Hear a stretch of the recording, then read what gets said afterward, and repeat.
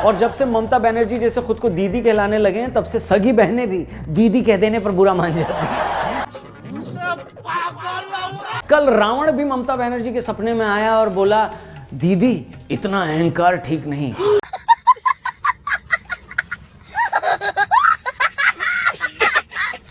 ममता इन घुसपैठियों की रक्षा के लिए मरने मारने की बात करती हैं। समझ रहे हो ना? हेलो फ्रेंड्स, आप सभी का स्वागत है मेरी YouTube channel Vicky Malhotra SBN पर। मैं आपका दोस्त विकी आज आप सभी के लिए लेकर के आया हूं फिर से एक न्यू रिएक्शन वीडियो। जो आज की रिएक्शन वीडियो होने वाली है वो होने वाली है पश्चिम बंगाल की सीएम ममता बनर्जी को जय श्री राम का नारा क्यों पसंद नहीं है। तो देर में करते हुए चलिए वीडियो को स्टार्ट करते हैं। और फ्रेंड्स, अगर आप मेरे चैनल पर नए हैं तो प्लीज मेरे चैनल को लाइक शेयर सब्सक्राइब करना ना भूलें। फ्रेंड्स, आप में से बहुत से लोगों ने मेरे चैनल को सब्सक्राइब नहीं किया। मेरी आप सभी से विनती है कि प्लीज मेरे चैनल को सब्सक्राइब कर लें। ओरिजिनल वीडियो का लिंक आपको डिस्क्रिप्शन में मिल जाएगा, प्लीज उसे चेक करना ना भूलें। वीडियो के एंड तक बने रहें, वीडियो काफी इंटरेस्टिंग होने वाली है। मेरे 1K फॉलोवर्स करवा दे फ्रेंड्स, मेरी आप सभी से रिक्वेस्ट है। तो चलिए वीडियो को स्टार्ट करते हैं। हर किसी के तो देखते हैं ममता बनर्जी जैसे राहुल गांधी अमेरिका को सिंगापुर बनाना चाहते हैं, फडणवीस मुंबई को शंघाई बनाना चाहते हैं, केजरीवाल दिल्ली को लंदन बनाना चाहते हैं और ममता बनर्जी बंगाल को दूसरा कश्मीर। वाह भाई वाह। नमस्कार, जय हिंद, मैं हूं रौनक और आप देख रहे हैं फनतंत्र। जब से आसाराम जैसे बापू हुए हैं तब से महात्मा गांधी जी को बापू कहते जवाहर। और जब से ममता बनर्जी जैसे खुद को दीदी कहलाने लगे हैं तब से सगी बहनें भी दीदी कह देने पर बुरा मान जाती हैं। सुना है कल रावण भी ममता बनर्जी के सपने में आया और बोला, दीदी इतना अहंकार ठीक नहीं। और यही बड़ा सवाल है, आखिर क्यों रावण को ममता बनर्जी से कहना पड़ा कि इतना अहंकार ठीक नहीं है, और क्यों मुझे कहना पड़ रहा है कि ममता बनर्जी बंगाल को दूसरा कश्मीर बनाना चाहती हैं। फनतंत्र में आज हम इसी क्यों पर बात करेंगे। बंगाल का मुख्यमंत्री बनने के बाद से ममता बनर्जी के शासन में इतने कांड हुए हैं कि अगर सबका वर्णन करने लगे तो उसमें सुंदरकांड से भी ज्यादा टाइम लग जाएगा। समझ ही सकते तो हो आप लोग। करते हैं उनके सबसे ताजा अत्याचार से। मतलब 3 दिन पहले बंगाल में बीजेपी युवा मोर्चा की नेता प्रियंका शर्मा ने फेसबुक पर ममता बनर्जी शेयर किया, मगर ये हल्का फुल्का मजाक टीएमसी के लोगों को इतना बुरा लग गया कि उन्होंने प्रियंका के खिलाफ शिकायत करके उसे जेल भिजवा दी। आपको याद होगा साल 2012 में भी जादवपुर यूनिवर्सिटी के प्रोफेसर अंबिकेश महापात्रा को सिर्फ इसलिए जेल भेज दिया गया था क्योंकि उन्होंने ममता बनर्जी के नाम पर एक कार्टून शेयर किया था। टीएमसी कार्यकर्ताओं का कहना था कि इस तरह का मीम ये तो वो वाला हाल हो रहा है जैसे तानाशाही सरकार में होता है, अपमान किया गया है। अब ये क्या बात हुई भाई? मैं पूछता हूं कि जब ममता बनर्जी ये कहती है कि मैं प्रधानमंत्री को थप्पड़ मार दूंगी, एक पीएम की इज्जत नहीं कर सकते, ये अपमान वाली बात नहीं है। प्रधानमंत्री उनकी बुआ का छोटा लड़का थोड़ी है जो खेल खेल में उसे थप्पड़ मार देंगी। हद है यार, ऐसा बोलने पर तो उन्हें आपत्ति नहीं है, लेकिन एक चुटकुला शेयर करने पर उन्हें लगता है कि मुख्यमंत्री पद का सही बात है अपमान हो गया। अगर चुटकुले शेयर करने पर सचमुच नेता का अपमान होता तो मुझे राहुल गांधी पर चुटकुले सुनाने के जुर्म में एक साथ 7-8 जन्मों की सजाए मौत खैर, ये देखकर और ज्यादा हैरानी होती कि जो लोग मोदी राज के 5 सालों में दिन रात इंटॉलरेंस की माला जपते नहीं थक रहे थे, ममता सरकार की इस तानाशाही पर उनके गले से आवाज नहीं निकल रही है। उनमें से कोई सवाल नहीं पूछ रहा है कि एक मीम शेयर करने भर से मुख्यमंत्री का अपमान कैसे हो गया। बंगाल में पंचायत चुनाव से लेकर लोकसभा चुनाव तक 2 दर्जन से ज्यादा बीजेपी कार्यकर्ताओं की हत्या हो गई है। इनमें किसी को लोकतंत्र की हत्या नजर नहीं आई। सही बात है, नहीं है। लिबरल्स बीजेपी उम्मीदवारों पर हमले हो रहे हैं, बीजेपी समर्थकों को वोट डालने नहीं दिया जा रहा है, पोलिंग बूथ पर जाकर तृणमूल नेता सरेआम लोगों को धमकियां दे रहे हैं।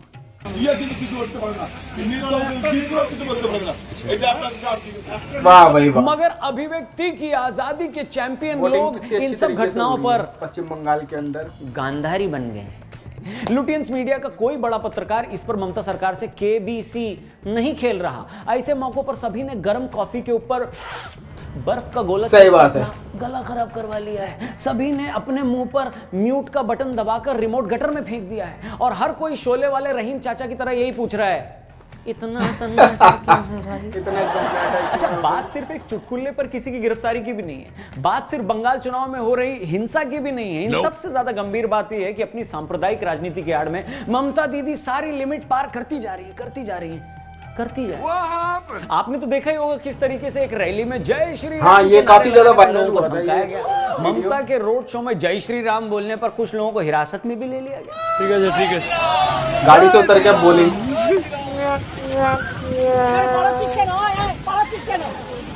वाह भाई, राम कितनी नाम से चिड़ है चिढ़ जय का श्री ये राम कोई के पहला नारे से मामला इन्हें। नहीं है। मैं आपको तो याद होगा इससे सारे पहले जितने ममता भी सरकार पश्चिम ने बंगाल के लोगों तीसरी से अपील क्लास की करूंगा कि किताबों ममता में बनर्जी जैसी राम पार्टी को धुन तो शब्द को बदलकर एक भी रंग वोट ना धुन दे। कर दिया था। वो भी इसलिए क्योंकि ममता सरकार को राम शब्द सांप्रदायिक लग रहा है।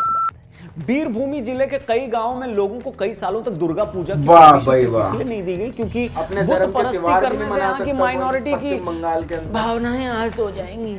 आप एक बार गूगल में जाके बीरभूम डिस्ट्रिक्ट कांगला पहाड़ी गांव ये डालो, सारा सच आपके सामने आ जाएगा।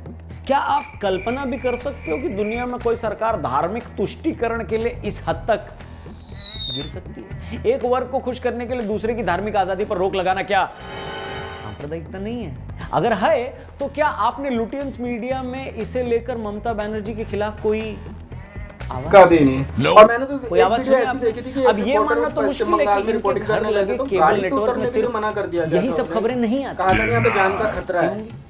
वोट आप बैंक समझ सकते पॉलिटिक्स हो के कि लिए पश्चिम ममता बंगाल के की हालात सांप्रदायिक क्या हैं। राजनीति यहीं पर नहीं रुकती। यही ममता बनर्जी है जिन पर पिछले कई सालों से गैर कानूनी तरीके से बांग्लादेशी घुसपैठियों को बंगाल में बसने का इल्जाम लगता रहा है। ये जो इसी के चलते बांग्लादेशियों को पश्चिम बसाया बंगाल के जाता है 3 पश्चिम जिलों बंगाल के में अंदर, ये हिंदू सारी वोट बैंक नीति है, अपने वोट माइनॉरिटी के हो लिए गए कर रहे हैं। हैं। और आज बंगाल में 8,000 गांव ऐसे हैं जहां एक भी वाह, हिंदू नहीं 8,000 है। गांव में एक भी रिपोर्ट्स हिंदू नहीं। कहती है कि गृह मंत्रालय की रोक के बावजूद Hats दक्षिण off है ममता बंगाल में बनर्जी को। रोहिंग्यास को बसने दिया जा रहा है। और जब कभी इन्हें वापस भेजने की बात होती है, यानी रोहिंग्यास को वापस भेजने की बात होती है, तो ममता और उनके समर्थक खुलेआम हिंसा की धमकी देते रहते हैं। और तो और आप आयरनी देखिए, एक तरफ ममता इन घुसपैठियों की तो रक्षा थप्पड़ के लिए मारने की बात करती हैं और दूसरी तरफ वो अपने ही देश के प्रधानमंत्री को प्रधानमंत्री नहीं मानते।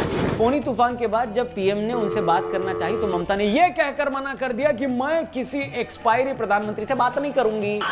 इससे पहले अमित शाह के हेलीकॉप्टर का मामला तो आपको पता ही है। कई मौकों पर बंगाल में उसे उतरने ही नहीं दिया गया और उन्हें रैली की इजाजत ही नहीं दी गई। सीबीआई के अफसरों से कोलकाता पुलिस पूछताछ नहीं करने देती। तो ऐसे में एक सवाल उठता है कि क्या ममता बनर्जी बंगाल को भारत का हिस्सा नहीं मानती हैं? और अगर मानती हैं तो अपनी वोट बैंक पॉलिटिक्स के लिए देश की संप्रभुता, थोड़ा ज्यादा हिंदी हो गई, संप्रभुता को खतरे में क्यों डाल रही है? मतलब देश के पीएम को ये दुर्भाग्य है हमारे देश की देश जनता सुरक्षा का कि एजेंसी वो लोग को ऐसे तरजीह लोगों न को वोट देना दे करके और सीएम बना देते बहुसंख्यक हैं, लोगों की देश के धार्मिक PM को भावनाओं का PM ना अपमान मानना, करना। उसका सम्मान क्या ना ये करें। सब लुटियंस मीडिया के बड़े पत्रकारों को दिखाई नहीं देता?